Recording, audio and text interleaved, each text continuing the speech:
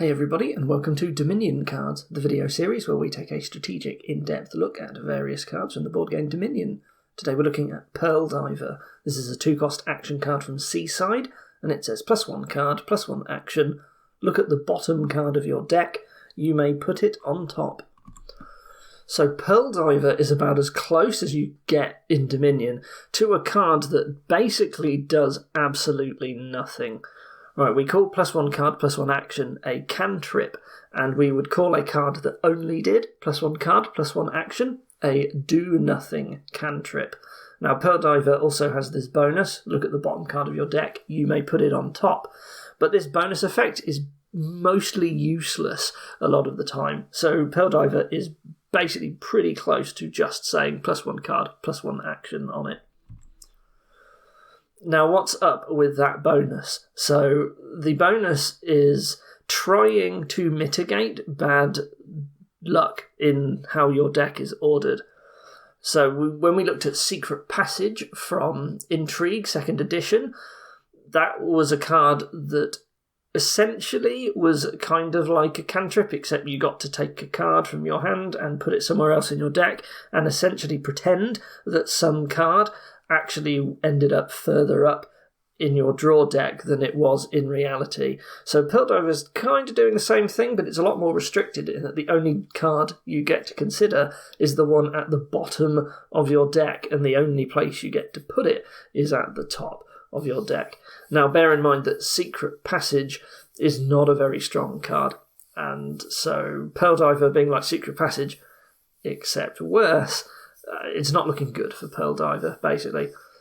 Now, if the bottom card of your deck is a good card, then you'll probably want to move it to the top, and that is because any card that is the last card in your deck is fairly likely often to do what we call missing the shuffle.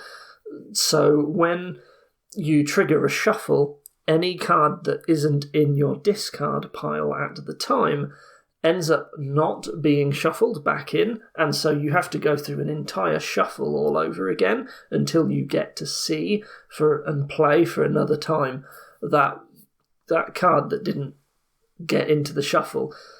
So a lot of the time, if the card is the bottom card of your deck, it's just likely that you might also be triggering your shuffle at the same time, and therefore you're going to miss the shuffle, right? Not most draw cards aren't drawing you just one card, they're drawing you multiple. So it can be nice in that way that you prevent it from missing the shuffle, right? This can be good on, for example, turn 3 or 4, where you really don't want that chapel to be the bottom card of your deck or whatever, right? Like that's a good example of a case where something like that might be useful. Similarly, you want to draw your engine components first rather than last, so you want your villages ideally to be at the top of your shuffle, and if there was a village at the bottom, Pearl Diver might move it to the top. So that's sort of what Pearl Diver is kind of doing for you, so to speak, in theory, I guess. Now, there's a big problem with Pearl Diver. What happens if the bottom card in your deck isn't something that you want to move to the top of your deck? Well, what happens then is that every future Pearl Diver that you play this shuffle, it's just going to keep revealing that same card. So if you had like an estate at the bottom of your deck, and you're like, I don't really want to draw that now, well, now all of your other Pearl Divers, as long as you leave it there, they're going to reveal the same estate. And so that essentially means that now the bonus is just not going to do anything for the entire rest of the shuffle. So as soon as one Pearl Diver fails, they essentially all fail until you shuffle your deck again. But, Pearl Diver is top-decking a card, sometimes. And does that mean we can take advantage of that? And sure, we can. So, Vassal cares about the top card of your deck. If we had an action card at the bottom of our deck, we can play Pearl Diver, move it to the top, and then we can play Vassal risk-free, right? Sounds pretty good. Except the problem is that you're not always able to top deck a card that's actually useful. You get very little choice as to what card you're going to look at and choose to get top decked. And of course, as soon as it's something like an estate or a copper at the bottom of your deck, well, now until you choose to top deck that or shuffle again, you're not actually going to be top decking anything anymore. So taking advantage of this isn't actually going to happen as often as you might think. Like, Pearl Diver's a real bad enabler for things that care about top decking. Maybe except for Mystic. Mystic might not actually care what you draw, you just want to draw something. It's a lot better to draw the estate than draw nothing. But other than that, Pearl Diver just isn't a very good top deck combo card, unfortunately. And so Pearl Diver's just pretty bad. It's the 5th worst card in Seaside, and it's very low rated overall. Now that's quite funny, I think, that it is the 5th worst card in Seaside, because this card basically does literally nothing, and yet there's still 4 cards in Seaside that are worse than it. Seaside has pretty bad cards in it, so this is the first expansion that hasn't had a second edition that we've come across. It's basically the earliest expansion with no second edition, and they got better at making cards over time, so there's still some stinkers left in Seaside. So why is Pearl Diver, despite basically doing nothing, not like bottom of the pile card?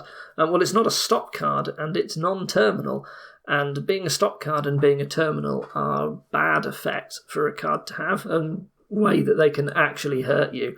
But Pearl Diver's neither of these, and so that means that while it's pretty much useless, a lot of the time you're not actually getting hurt by it, and that makes it better than some other cards in Seaside. Now, as far as Pearl Diver itself is concerned and its particular effects, that's kind of it for the discussion. However, the reason why we're doing Pearl Diver as the first card in Seaside is if you watched the Pawn video, you will know that I wanted to talk about Do Nothing Cantrips in general, and because there was a lot more to talk about in Pawn's video, I said I was going to delay that discussion until the Pearl Diver video. So here we are. So the rest of this is going to be about Do Nothing Cantrips in general, rather than just Pearl Diver, because Pearl Diver is one of those. And there are general concepts to talk about, just Do Nothing Cantrips. So, in the absence of any other card, Do Nothing Cantrip literally does nothing. Right, you play it, it replaces itself in your hand, and you end up drawing the card that you would have already had in your hand if you hadn't actually bought the Do Nothing Cantrip.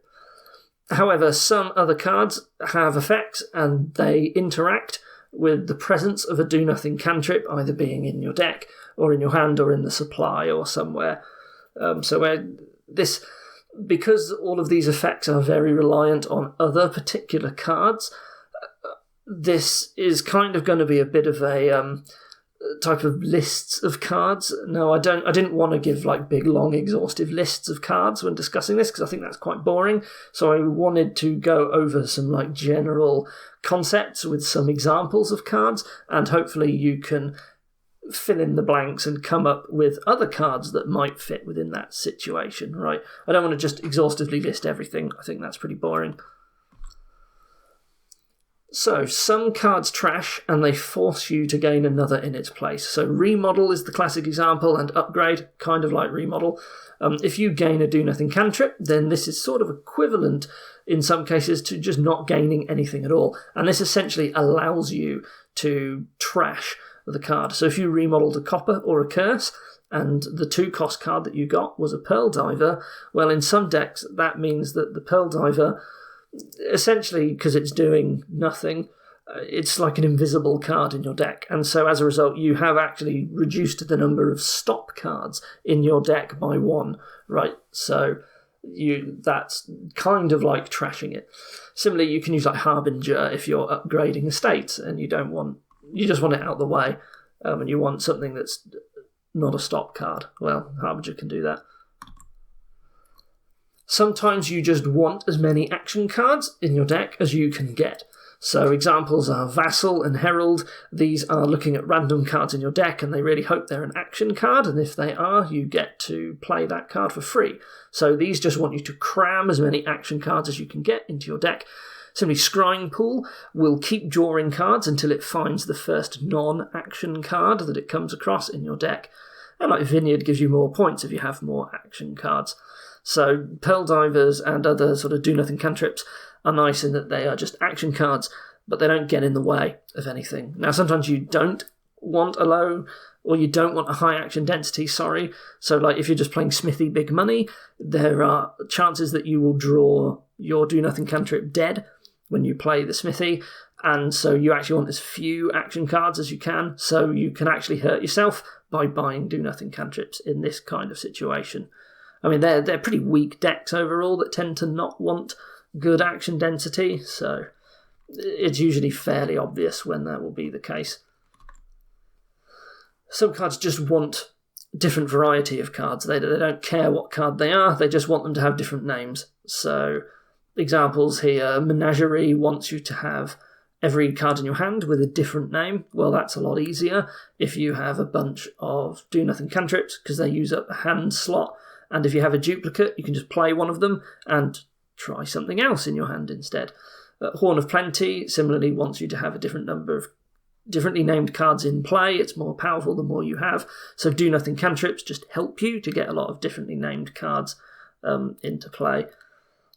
Hunting Party keeps drawing until it finds a copy of a card that isn't in your hand. Well, in that case, if you have a Pearl Diver, you can play it to get it out of your hand, play a Hunting Party, and if it finds another Pearl Diver, you got the extra draw out of Hunting Party.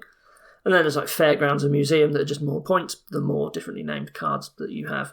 So these are just examples. Most of them come from the Cornucopia expansion, where card variety is its main theme. But, there are cards like this out there. Now, in general, when you add a lot of do-nothing cantrips to your deck, you are sort of diluting your deck. So if you can think of a do-nothing cantrip, it might be helpful in some cases to think of it like this, but it sort of represents some other random card in your deck. So you don't know what it is yet. It's sort of unknown factor, but you know that when it comes to your turn or when you play it, you're going to get something else in your deck instead. Now, is this good or bad? It depends, really, a lot on what other cards are available in the kingdom.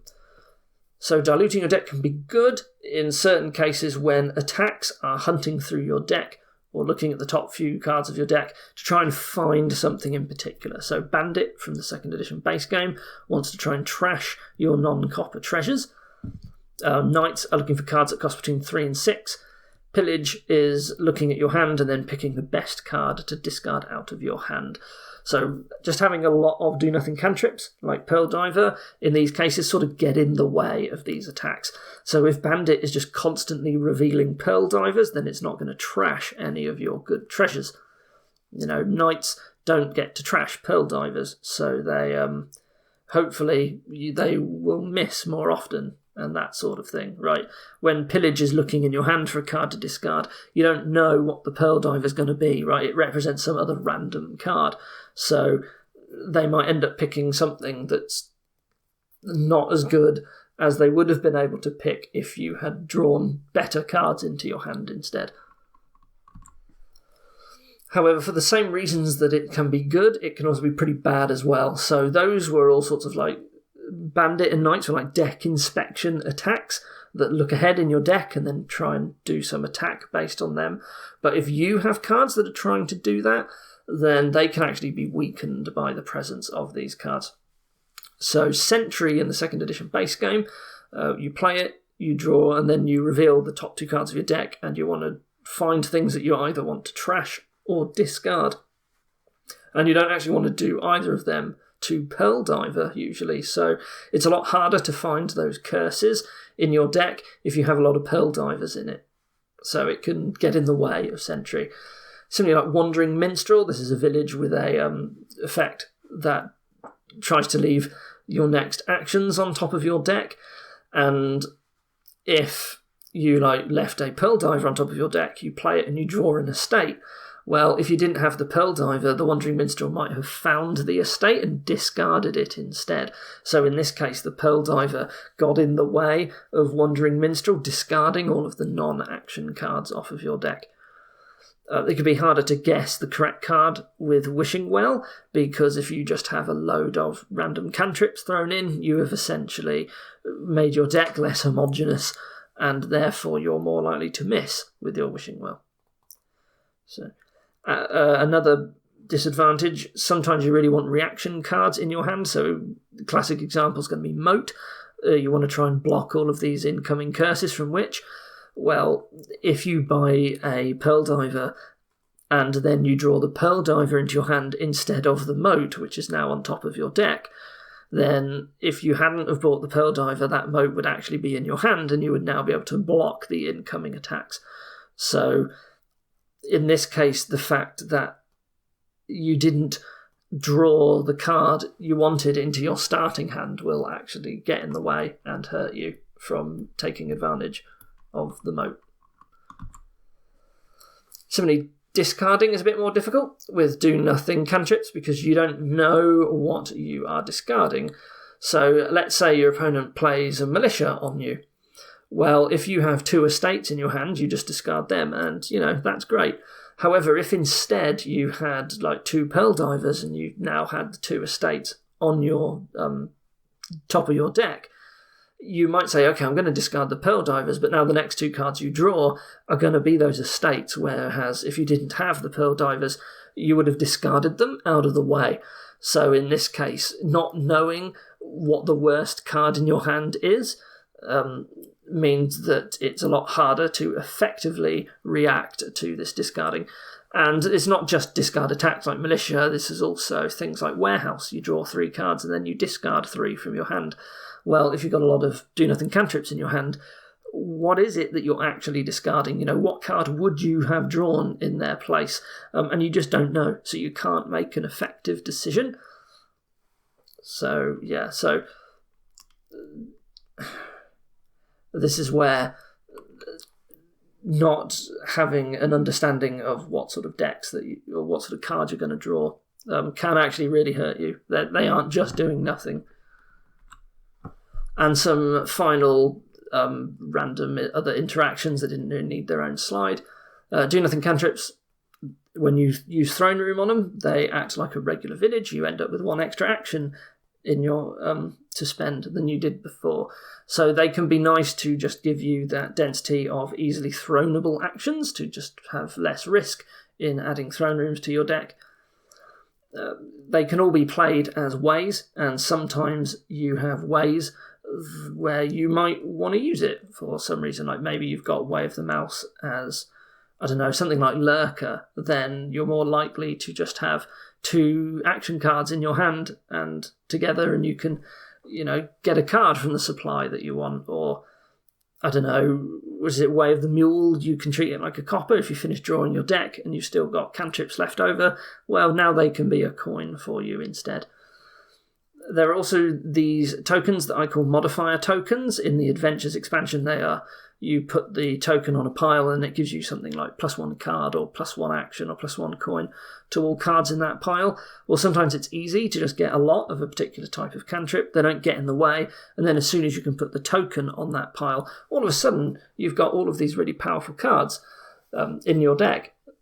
Because, at first they were doing nothing and now they're actually like mini labs or something. So yeah, that's it for Pearl Diver and do-nothing cantrips in general. What we're going to do now is we're going to head over to the online client and we are going to generate some random kingdoms that include Pearl Diver, and we're going to see what sort of impact it has. So here we have, and this is interesting, we have 3 trashers with Masquerade Steward and Remodel. We have gold gainers with Treasure Map and Courtier, but then we also have Pirate Ship, and we kind of don't really have anything else.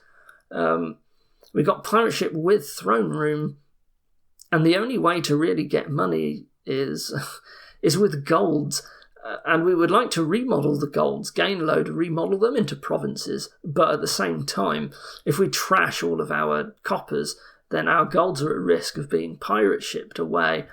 There is no real draw here, is the problem. Well, there is, actually, because there's Steward and there's Masquerade, and there is Throne Room and there's Pearl Diver, so you can actually get a village effect by throning Pearl Diver, and then playing Steward to draw. And of course, Steward is an alternate source of money as well. I only just realised and so is Courtier, actually.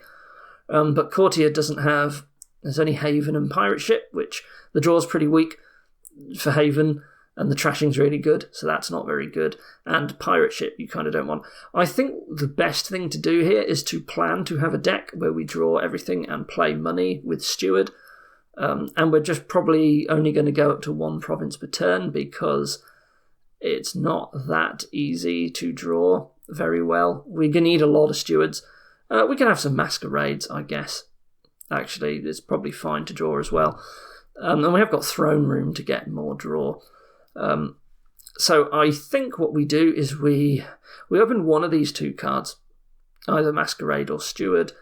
We actually don't have to care about hitting 5, so maybe we can open double masquerade. It's fine, probably. Or would I rather have masquerade steward? I think I prefer having more stewards than masquerades. But I do want a masquerade, so I think maybe I open masquerade. Would I like a remodel? I think I would eventually. I can mill provinces. It might help to end the game faster before I clog up my deck with too many provinces because I can't draw very well. But I don't know if I want it straight away. Like, would I open Masquerade Remodel? Maybe that's better. I might get the chance to remodel some estates into throne rooms. Actually, I think that is better. I guess I open Masquerade Remodel then, or Steward Remodel. But maybe I just forego Masquerade. No, I still want just 1. Anyway, Pearl Diver is going to be quite nice with Throne Room here, amazingly. Yeah, and I can remodel like coppers into Pearl Diver. So I do open with a remodel. And then I just that's how I get enough Pearl Divers in my deck to try and get turn some throne rooms into villages if I need to. And I try, if my opponent doesn't get pirate ship, I might eventually be able to just throw some treasure maps into my deck and get some golds and quickly jump for provinces and remodel the golds. That seems quite good. I think I'll just ignore Courtier here. But Pearl Diver is okay on this board because of Throne Room, basically. That's really why we have it. We want it as a village effect. Pirate ship, I think, actually doesn't get any use, but its presence makes us think, it does impact. What do we have here? We have Lookout for trashing. That's fine. There's no draw again. That's not true. There is Diplomat. Something you will notice in Seaside is that it has very little draw, and so we're actually going to find quite a lot of boards now where we can't draw or anything. That's what Seaside does when you've got a high density of Seaside cards in your card pool. Festival is the only village, and we do have Bridge, and we do have Conspirator, so we're sort of being begged to have a good engine here. With Festival, we might be able to trigger some Diplomats, and we got Lookout to maybe try and help trigger a Diplomat, so I like that. I'm going to open Lookout to try and trash down. I might even get use out of some vassals here, honestly. I think it's hard enough to draw with festivals that I'm not going to be able to play too many bridges just because I can't draw them all, but I definitely would therefore want to go for more money, and Conspirator and Vassal are really going to help with that. Pearl Diver is effectively useless on this board. Nothing interacts with it. That is not true. Conspirator likes do-nothing cantrips, actually. So Pearl Diver actually can be quite nice to get started with Conspirator, because how do we get started with our turn another way? We play a Festival, then we draw with Diplomat. That's okay. We might get an Artisan just to pick up festivals, but maybe we don't need it because Bridge will make it cheap enough. If we have spare buys with enough bridges and they become free, I can see us loading a load of Pearl Divers into our deck just to try and make it easier to get Conspirator started.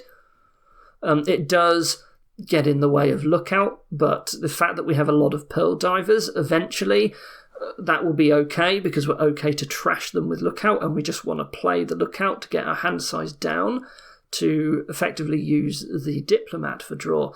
So actually, I think Pearl Diver is okay.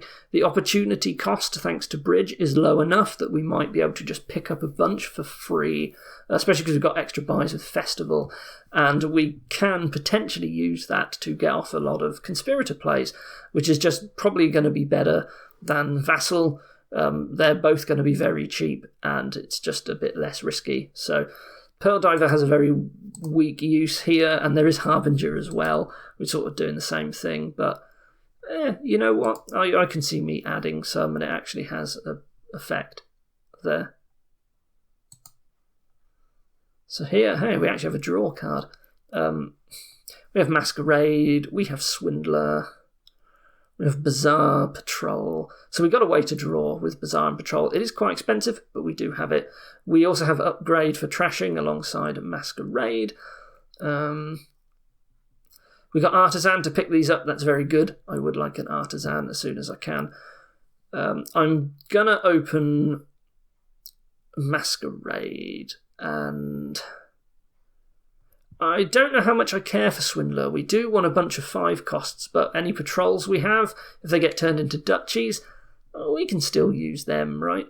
If we do get duchies as well, we can probably just upgrade them into harems, and then we keep harem, sorry. We keep drawing it then with patrol, but we're actually getting some money out of it. So Swindler doesn't seem too bad. Now, having said that, Pearl Diver can be swindled into estates. That just makes me think that we just don't want Pearl Divers.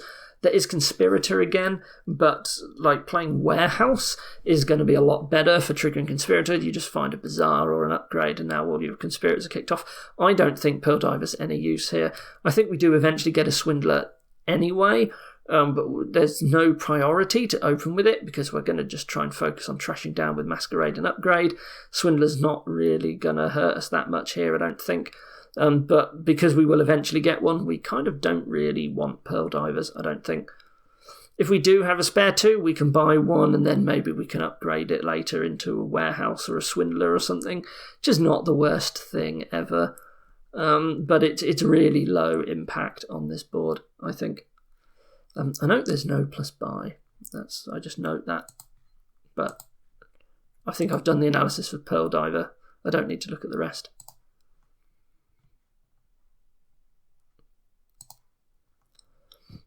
Here we have Torturer and Patrol as a draw. We have Salvager for trashing, but there's also Sea Hag. What's the only village? Throne Room. Now again, because there's Throne Room, we've got Secret Passage, Pearl Diver. These are cantrips. We can get the village effect from Throne Room from it. That's quite nice. Here, Secret Passage is just better than Pearl Diver, but of course it's more expensive. We're going to be trashing with Salvager, so it's entirely possible that we actually do have a spare, like 2 coins and a buy at some point. And you know what? I could see us buying a Pearl Diver, honestly, if we've got that. Like, Pearl Diver doesn't seem to hurt. I know we've got Torturer as like a discard attack, which is not great. But it's also, I think it's likely that Pearl Divers will miss a lot because trashing's pretty bad, and there's like Sea Hag as a cursor. Trading Post, is it any good? I think I would get a Trading Post over a Salvager if I open 5-2, and I'm going to get a Trading Post, and maybe I will just get a Pearl Diver with it over an Embargo. I don't know how good Embargo is. Like, a lot of the curses might go. I don't think I open Sea Hag. I think I actually want to do Thinning as a priority. So I open with Salvager on a 4-3 alongside a Silver. I'm okay with these to try and get a village, but like the engine's actually not super great here. Trashing is really slow. Action density is not going to be very good. Throne Room's going to be quite hard, and like getting a big load of torturers off in one turn seems like it's going to take a long time. But I say that, but there is like Sea Hag also threatening that things are going to take a long time. But if they do, then Torturer stops working anyway. But then again, we have got Patrol instead. Like, maybe Torturer just isn't very good here. Like, it's too... By the time you've actually managed to get it kicking off, like, Sea Hag is already able to do some work. We will pick one up eventually. There's Caravan for draw, but it's pretty bad. I don't know how good Embargo is.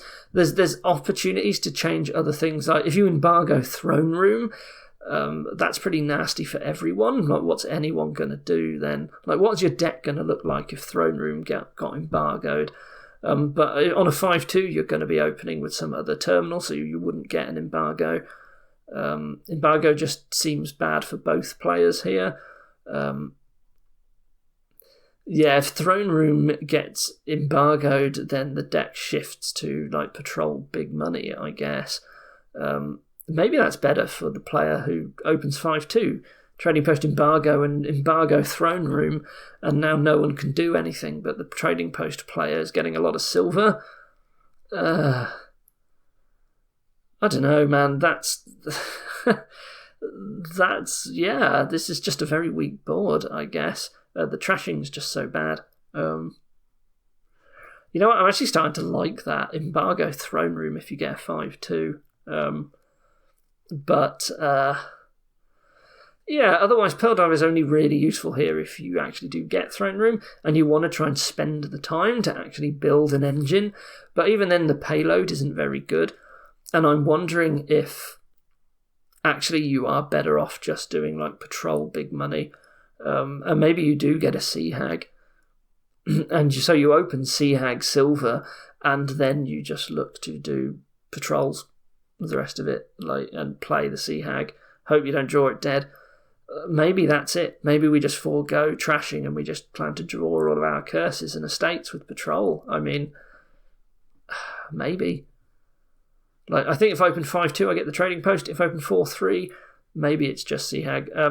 Okay, so I think Pearl Diver is no good here if you're not getting Throne Room anyway. It's only useful with Throne Room. Nothing else really cares about Pearl Diver, and it's basically useless otherwise.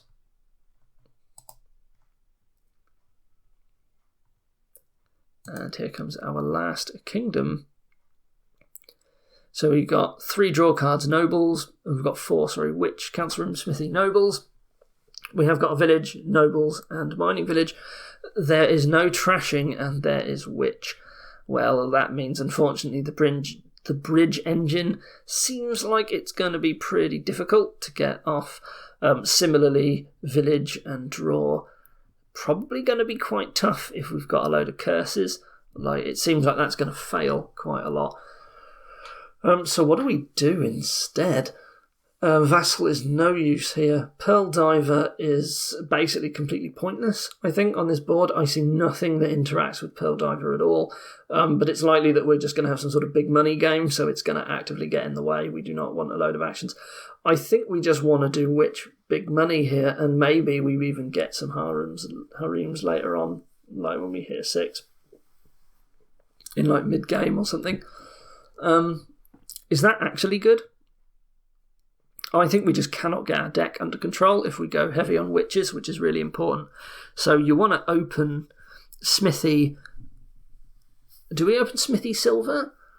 And we just have a witch and a Smithy? Or do we open double silver? If it's a 5-2, I open witch nothing, basically. So we just ignore Pearl Diver here, and I think this is just a big money style board with witch as our main focus. Yep, and so Pearl Diver is really bad there. Okay, well that was it for Pearl Diver. Thank you for watching. I hope this video was useful for you, and I will see you next time. Goodbye.